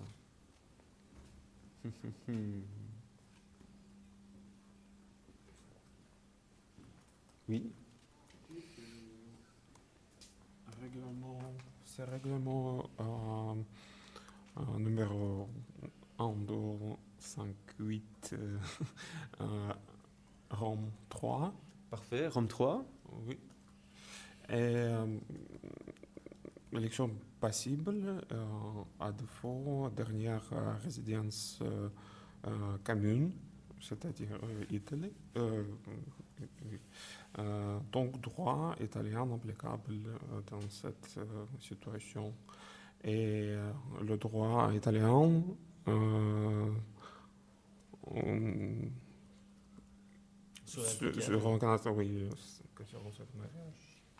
donc une action en Suisse, ce serait le droit suisse qui est appliqué, article 61. Si l'action en divorce est engagée en Italie, juge italien compétent, règlement Bruxelles 2 ter, pour savoir quel est le droit qui serait applicable au divorce, l'Italie en est alliée par le règlement Rome 3, qui est en vigueur en 19, si mes souvenirs sont bons, États membres de l'Union européenne, dont l'Italie. Et c'est l'article, vous avez évoqué l'article 8, hein, c'est ça? L'article 8 du règlement Rome 3 qui désignerait le droit italien. Alors, si on veut être un peu plus précis concernant la lettre pertinente de cet article 8, loi applicable à défaut de choix par les parties. On supposera qu'il n'y a pas de choix de droit applicable. La résidence habituelle des époux au moment de la saisine de la juridiction, c'est la lettre A. Bon, au moment de la saisine de la juridiction, ils n'ont pas la résidence habituelle dans le même pays. Lettre B, de la dernière résidence habituelle des époux, pour autant que cette résidence n'ait pas pris fin plus d'1 an avant la saisine de la juridiction et que l'un des époux réside encore dans cet état au moment de la saisine de la juridiction. Alors, il est vrai que M. Bianchi réside encore en Italie, mais il semblerait que M. Dupont, il avait abandonné la résidence italienne depuis plus d'une année. Et donc, ce ne serait pas la lettre B, si mon analyse est correcte, qu'il faudrait invoquer. Pas plus que la lettre C, car les deux époux, au moment de la saisine de la juridiction, n'ont pas une nationalité commune. Et donc, ce serait plutôt la lettre D, hein, le droit dont la juridiction est saisie. Le droit italien serait applicable plutôt en vertu de la lettre D de l'article 8 que de la lettre B de l'article 8. Mais peu importe, la conclusion est en faveur du droit italien. Excellent. Merci Semen. Alors on doit maintenant s'intéresser à la question de savoir si le juge italien supposé compétent pour statuer sur une demande d'un divorce le serait également pour statuer sur une requête en liquidation du régime matrimonial. Alors là, on doit s'intéresser à un autre règlement régime matrimoniaux en vigueur en Italie. Pas dans tous les États membres de l'Union européenne, mais en Italie, tout comme dans tous les pays voisins de la Suisse. Règlement régime matrimoniaux, qui est entré en vigueur au mois de janvier 2016. Alors ici, on va imaginer que le mariage soit postérieur, bon, y compris pour le droit applicable. Alors il faudrait ensuite vérifier les dispositions de droit intertemporel. Bon, au niveau de la compétence, il n'y a aucun doute qu'il serait applicable. Au niveau du droit applicable, on peut avoir une incertitude, mais bon. Ce règlement est applicable du point de vue italien, et quelle est la disposition pertinente qui détermine le droit applicable à la compétence en matière de régime matrimonial. Quelle est la disposition pertinente de ce règlement pour savoir si le juge italien est compétent également à l'égard des régimes matrimoniaux, alors, des questions touchant au régime matrimonial. Je pense que c'est...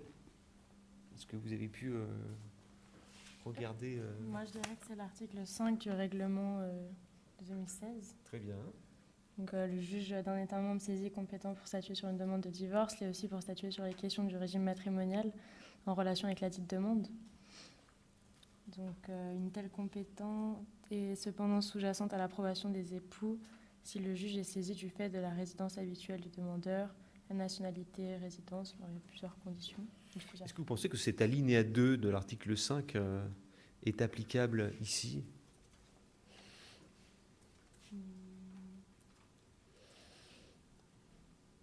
Est-ce que la compétence du juge italien à l'égard du divorce se fonde exclusivement sur des rattachements propres aux demandeurs ?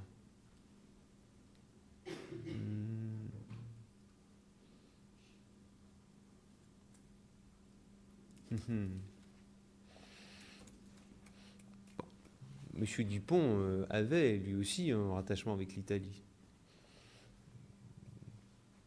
Il a habité en Italie, donc je crois que cet article 5, alinéa 2, n'est pas applicable. S'il était applicable, il faudrait l'accord de monsieur Dupont pour que le juge italien puisse également statuer sur des questions de liquidation d'un régime matrimonial. Monsieur Dupont ne va peut-être pas, et sans doute ne va probablement pas être d'accord. S'il peut s'opposer, il s'opposera, par expérience. Si un défendeur peut s'opposer à la compétence du juge saisi à certains égards, il y a des chances qu'il le fasse. Aussi pour retarder la procédure, juste pour embêter le demandeur, pour rendre la vie un peu plus compliquée pour le demandeur. Mais ici, il ne devrait pas, monsieur Dupont, pouvoir s'opposer à la compétence du juge italien. Son accord n'est pas nécessaire, car la compétence du juge italien pour le divorce se fonde également sur la dernière résidence habituelle commune des deux personnes concernées. Voilà. Donc, juge italien, en vertu du règlement régime matrimonial, qui lui-même renvoie au règlement Bruxelles 2 ter, compétent à statuer sur le régime matrimonial. Alors, quel est le droit applicable au régime matrimonial du point de vue du règlement régime matrimonial ? On a vu que pour la Suisse, serait plutôt le droit italien du dernier domicile commun. Est-ce que l'application du droit italien serait confirmée ?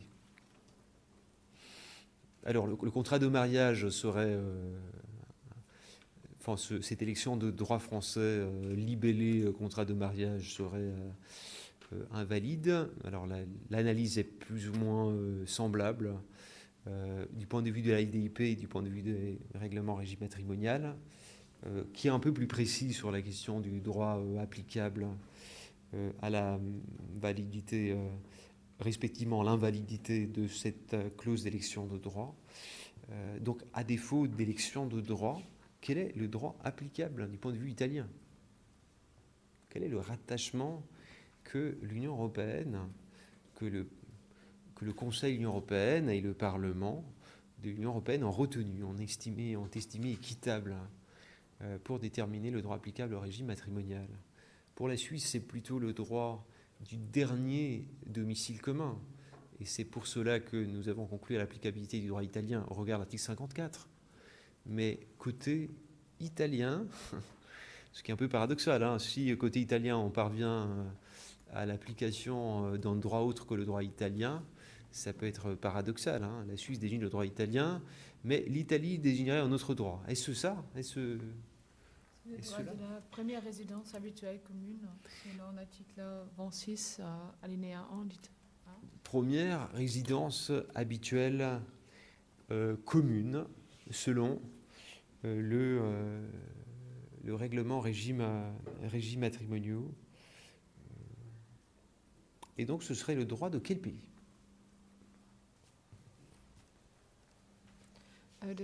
Espagne. Droit espagnol et spécialement catalan. Et si pour la Catalogne, à défaut de contrat de mariage, le régime ordinaire ou régime légal applicable est la séparation des biens, voilà que M. Dupont, M. Bianchi, dont on a supposé qu'il a pu gagner pas mal d'argent au cours du mariage en raison du succès de son étude d'architecte qu'il a établie en Italie, voilà une réponse qui risque de lui plaire. Droit espagnol et spécialement droit catalan applicable en vertu. Quelle est la disposition du règlement régime matrimonial que vous avez évoqué? Règlement, c'est l'article 26, voilà, exact. Est-ce que M. Dupont pourrait essayer de faire jouer l'exception en vertu de ce article 26? Est-ce qu'il y a une exception prévue? Donc ça peut surprendre ce choix du règlement régime matrimonial. En tout cas, on constate la disparité des approches entre la Suisse et le DIP d'un côté et Union européenne, règlement régime matrimonial de l'autre côté. La Suisse, à défaut d'élection de droit, axe la détermination du droit applicable plutôt sur le dernier domicile commun, alors que l'Union européenne a fait le choix qu'on peut penser inverse. C'est le premier, la première attache domiciliaire, la première résidence conjugale. Donc, est-ce qu'il y a matière à faire jouer l'exception à l'article 26, alinéa 3, je pense, hein.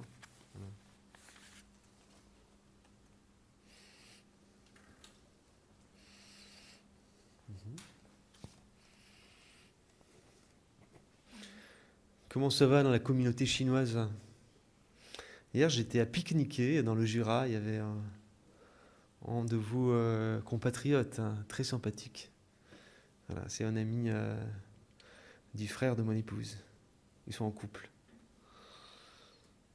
Et voilà, on a parlé de la Chine. J'ai parlé de vous d'ailleurs, hein. J'ai parlé des étudiantes et des étudiants chinois qui sont excellents, du lien de partenariat que nous avons avec votre université de Jianmin, qu'il connaissait même s'il n'est pas juriste. Il a dit « Wow, Jianmin Law School, this is the best of the best in China ». Voilà, il était très admiratif. Donc, est-ce qu'il y aurait matière pour les avocats de M. Dupont à invoquer la linéa 3 de l'article 26 à titre exceptionnel? Alors, à titre exceptionnel, on est un peu mal parti, hein. À titre exceptionnel, c'est vraiment une exception. Et l'exception, c'est que elle est rarement... enfin, la disposition exceptionnelle, elle est quand même rarement applicable, hein. C'est le propre d'une disposition exceptionnelle. Bon. Et à la demande des époux, d'accord, M. Dupont pourrait tout à fait demander l'autorité judiciaire compétente, ici c'est l'autorité italienne, pour statuer sur des questions relatives au régime matrimonial, peut décider que la loi d'un État autre que l'État dont la loi est applicable à partir du paragraphe 1.a régit le régime matrimonial si l'époux qui a fait la demande démontre que, donc c'est M. Dupont qui doit démontrer que les époux avaient leur dernière résidence habituelle commune dans cet autre État pendant une période significativement plus longue que dans l'État désigné en vertu du paragraphe 1.a et que les deux époux s'étaient fondés sur la loi de cet autre État pour organiser ou planifier leurs rapports patrimoniaux. Alors, la lettre B, c'est compliqué, hein, parce qu'il y a des attentes. on peut parfois invoquer des preuves, des emails ou même des discussions qui auraient lieu entre M. Dupont et M. Bianchi au regard du droit italien notamment, s'ils avaient évoqué déjà la question de la comunione dei residui, comunione degli acquisti, s'il y avait ce terme qui a été utilisé. Bon, alors voilà, on peut penser que les deux avaient à l'esprit plutôt l'application du droit italien, voilà.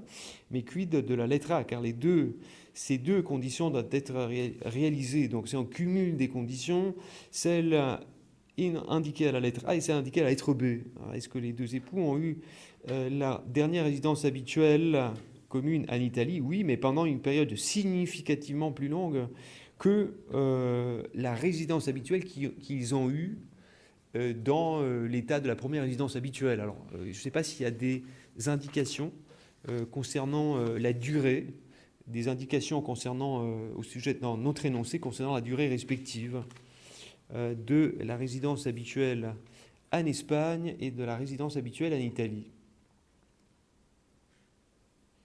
Alors, on sait qu'il passe 2 ans dans la ville catalane, ensuite il quitte l'Espagne.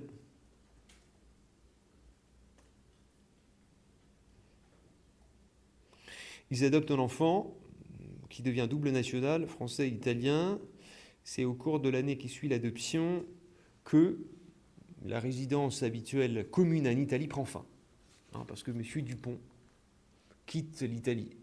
Alors, je ne pense pas, à juger des informations certes un peu insuffisantes que nous avons, que la durée de la résidence habituelle commune en Italie a été significativement plus importante que la durée de 2 ans, que la durée de la résidence habituelle en Espagne. Donc j'aurais plutôt le sentiment pour dire non, l'article 26 alinéa 3 ne serait pas applicable.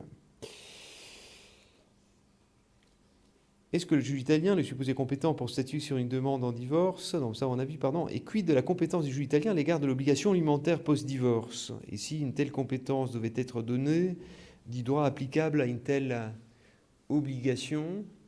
Bon, au sujet du droit applicable, ce serait le protocole de la Haye de 2007 qui serait applicable, et on a déjà fait l'analyse à ce sujet, donc pas besoin de se répéter.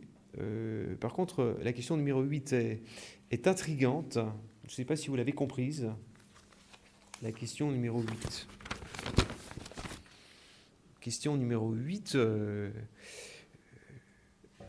elle vise une citation de procédure parallèle. Nous avons une procédure qui a été engagée par M. Bianchi en Italie d'abord, et par la suite une procédure qui est engagé par M. Dupont en Suisse. Donc, situation de procédure parallèle.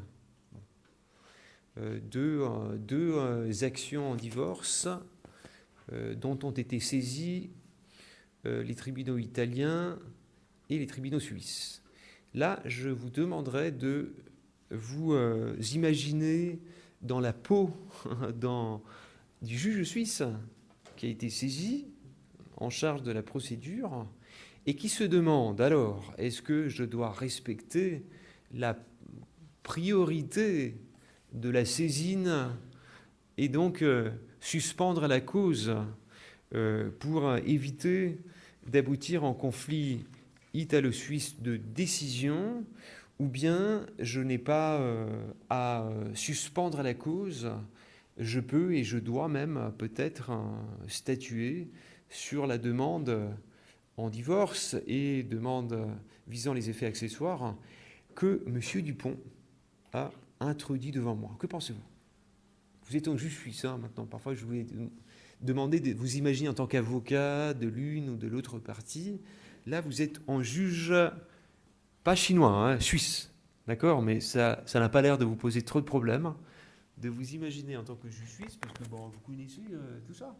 Je pense que selon l'article 65 LDIP, si la nationalité, résidence habituelle ou domicile dans des époux est Could I change to English? Well, go ahead. Okay, so if the Italian court jurisdiction, it has the connection or link with the parties, then it's possible. According to Article 65 of LDIP, the Swiss courts will consider that the Italian court has jurisdiction over this conflict, over this case. So, and then I would also like to refer to Article 9 LDIP. It's about l'indépendance internationale. So, it says that si au moment de la saisine du juge suisse, action identique déjà engagée à l'étranger, juge suisse suspend la cause si 4 conditions sont remplies. Et premièrement, l'identité des personnes et des objets sont la même et le juge étranger a été saisi avant le juge suisse. Troisièmement, décision étrangère devra être rendue dans un délai raisonnable. Et quatrièmement, décision étrangère devra être susceptible d'être reconnue en Suisse. Donc, je pense, yes. Très bien, pas mal d'éléments utiles que vous versez dans le débat pour utiliser une expression procédurale. Donc, point de départ, effectivement, devrait être l'article 9, qui, en l'absence d'une disposition italo-suisse sur la litispendance internationale, il est vrai qu'il y a une convention de 1933 entre l'Italie et la Suisse, dont l'article 8 comporte une règle sur la litispendance, mais on va imaginer que cette règle spéciale ne soit pas existante, que côté italien, la convention Lugano, elle serait éventuellement applicable au volet alimentaire, hein, voilà. Mais, parce que la convention Lugano comporte aussi une disposition sur la litispendance, mais en tout cas, la disposition Lugano sur la litispendance ne serait pas applicable à la question de la dissolution de l'union conjugale, elle ne serait pas applicable au régime matrimonial, hein. Bon. Ça, c'est une première difficulté, mais faisons abstraction de la convention de Lugano qui ne vise que la question de la créance ou de la dette alimentaire. L'article 9 suppose que le juge suisse a été saisi postérieurement à la saisine du juge de l'autre pays. Et ça, c'est le cas. C'est une condition qui est réalisée. C'est une condition dont on peut avec certitude affirmer qu'elle est ici satisfaite. La deuxième condition pour la suspension de la cause, hein, parce que les faits, c'est la suspension de la cause, le juge suisse suspend, à supposer qu'il y ait une identité des parties, et il n'y a aucun doute que les parties sont les mêmes, et une identité d'objet. Bon.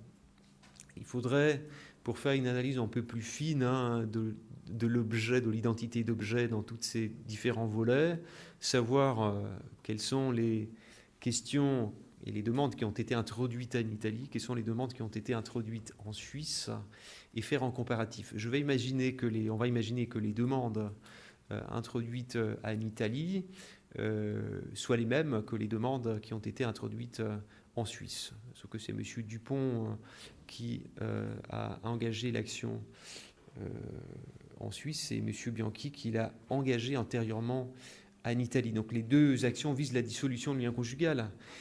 En Italie, M. Dupont n'a pas sollicité la séparation judiciaire, par exemple, hein. S'il avait sollicité la séparation judiciaire, alors rien n'empêcherait le juge suisse saisi par M. Dupont de statuer sur la demande en divorce, hein. Si M. Dupont a demandé le divorce, il n'y a pas d'identité d'objet entre une action visant le relâchement du lien conjugal, telle une action visant la séparation judiciaire ou la séparation de corps, et une action visant la dissolution du lien conjugal. Donc, imaginons que l'identité d'action, d'objet et de parties soit acquise. La troisième condition dont il faut vérifier la réalisation, pour que le juge suisse saisi en deuxième lieu suspende la cause, est le pronostic de reconnaissance. Il faut que le juge suisse soit satisfait, au sens anglais du terme, qu'il puisse être raisonnablement optimiste quant aux chances que le juge italien décide dans un délai raisonnable, voilà, et que la décision prise par le juge italien soit susceptible d'être reconnue en Suisse. Alors, délai raisonnable, alors il est vrai que les tribunaux italiens sont un peu plus lents que les tribunaux suisses. Il faut dire qu'en matière de divorce, les tribunaux suisses ne sont pas forcément toujours très rapides. Voilà. Si vous regardez parfois l'historique procédural de certaines affaires portées devant le tribunal fédéral, vous verrez à quel point il y a des années qui s'écoulent entre la première demande et une décision devenue définitive. Donc, d'ailleurs, les commentateurs, ils ont raison, et même je crois que le tribunal fédéral a adhéré à cette doctrine. Le délai raisonnable, il y a une présomption de délai raisonnable. Donc il faudrait, pour la partie qui est intéressée à dire que non, que le délai raisonnable, condition de délai raisonnable ne sera pas respectée, c'est à elle de prouver. La charge de la preuve est assez élevée. Donc je dirais, délai raisonnable, il n'y a pas trop de difficultés. Quid du pronostic de reconnaissance en Suisse de la décision italienne? Est-ce que en divorce prononcé en Italie, qui statuerait aussi sur un certain nombre d'autres questions, effets accessoires, est-ce qu'il a des chances de remplir les conditions compétences internationales directes de l'article 65? Vous avez cité en premier lieu l'article 65. Très bien. Bon. 65, là, on peut effectivement douter. Pourquoi? Parce que M. Dupont est domicilié en Suisse au moment de l'action et que M. Bianchi est certes domicilié en Italie, il est citoyen italien, mais M. Dupont n'a pas la nationalité italienne. Leur fils commun a la nationalité italienne, mais pas M. Dupont. M. Dupont n'a pas acquis la nationalité italienne. Donc il semblerait que le scénario visé à l'alinéa 2 de l'article 65 se réalise ici. Voilà, ce qui veut dire qu'il faut quelque chose de plus. Mais il y a en mai. Je pense que Katharina a tout compris. Quel est le mai? Pourquoi il y a en mai, à votre avis? Je citerai aussi la convention de 1970. 1970. Eh oui, c'est le gros mai, c'est ça. Et là, l'Italie, la Suisse, alors c'est en vigueur en Italie et aussi en Suisse. Et après ça, il faut encore la compétence de l'État d'origine, donc de juge italien, de point de vue suisse. Et là, en article 2, ça dit c'est soit le défendeur y avait sa résidence habituelle, soit le demandeur y avait sa résidence habituelle. Et cette résidence avait duré au moins une année où l'époux y avait en dernier lieu habituellement réside ensemble. Excellent, merci Katharina. Alors cet article 2, quelle lettre vous avez dit?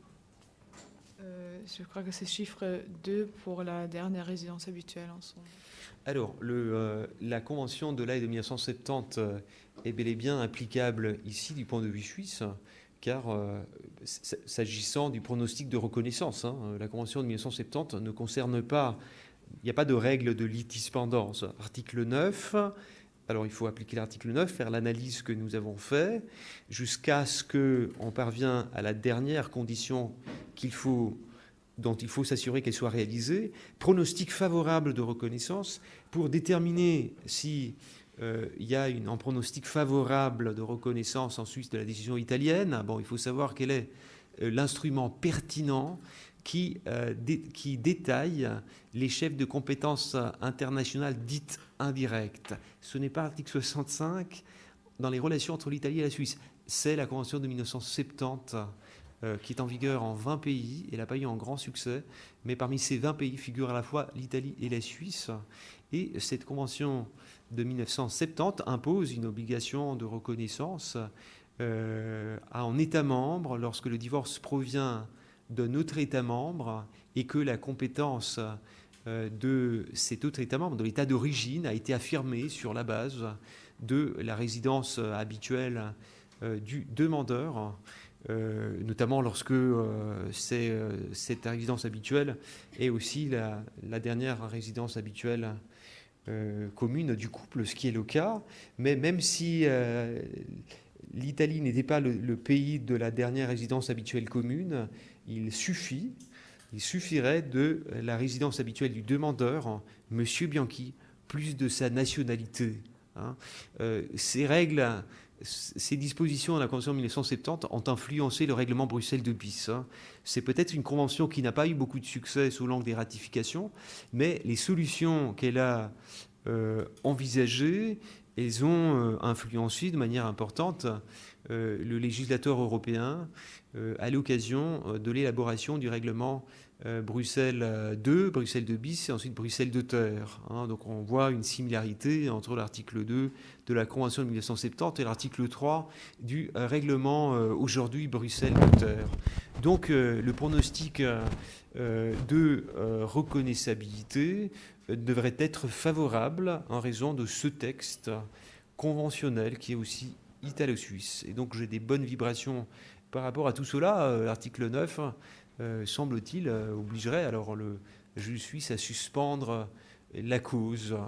À supposer cependant, j'insiste que, mais là c'est vraiment une analyse très raffinée que nous faisons, que l'ensemble des questions qui sont sub judice en Italie, l'ensemble des questions qui ont été introduites au cours de la procédure en Italie se recoupent avec les questions qui ont été introduites en Suisse. Donc s'il y a une identité totale d'objet, alors la litispendance se joue. S'il y a une identité partielle, je préfère ne pas m'attarder sur cette question. Voilà. Donc finalement, une réponse parfaitement satisfaisante serait de partir, de prendre pour point de départ l'article 9, de rappeler quelles sont les conditions auxquelles est subordonnée la suspension de la cause, pour utiliser les termes qu'utilise l'article 9, et s'agissant de la dernière condition, la plus délicate, pronostic de reconnaissance, de écarter l'article 65 qui pourrait dresser un obstacle en faveur de la Convention de 1970 qui est plus libérale, plus favorable à la reconnaissance en Suisse des divorces en provenant des États partis, dont l'Italie, la Suède, etc. Voilà. Parce que, oui, 18h06. Alors, j'ai reçu 2 questions auxquelles je dois répondre. Hein. Je répondais par écrit parce que je l'ai reçu par écrit. J'aurai un petit peu de temps. Donc demain, déjà, on se voit à la salle, je pense que c'est la 2140, c'est ça, hein, à 16h15, salle 2140 pour le dernier cours, succession internationale. Il sera enregistré, impérativement, c'est essentiel qu'il le soit. Voilà, après quoi vous aurez encore 3 jours. Bon, je sais que pendant les 3 jours, vous n'avez pas que droit international privé de la famille à travailler, je suis conscient de tout ça. Vous devez jongler entre plusieurs examens. Je serai encore à disposition. Bon, mercredi, je m'occupe de mon fils. Jeudi, pour répondre à des questions. Pour vous entraîner, examiner, tâcher de résoudre les cas d'études qui ont été donnés en cas d'examen, dont vous trouvez la copie dans la valise sur Moodle. Voilà. Mais bon, si vous avez des questions, n'hésitez pas. Déjà, moi, j'ai un peu de temps maintenant. Hein, bon. Donc, celles et ceux qui doivent partir, n'hésitez pas à le faire. Moi, je resterai 5 minutes, même plus s'il faut, ici. Et en tout cas, demain, dernier cours de notre semestre. Mais je sais que vous ne serez pas très nombreuses et très nombreux à y être. C'est pas grave, l'essentiel, c'est que vous écoutez. Voilà. Merci.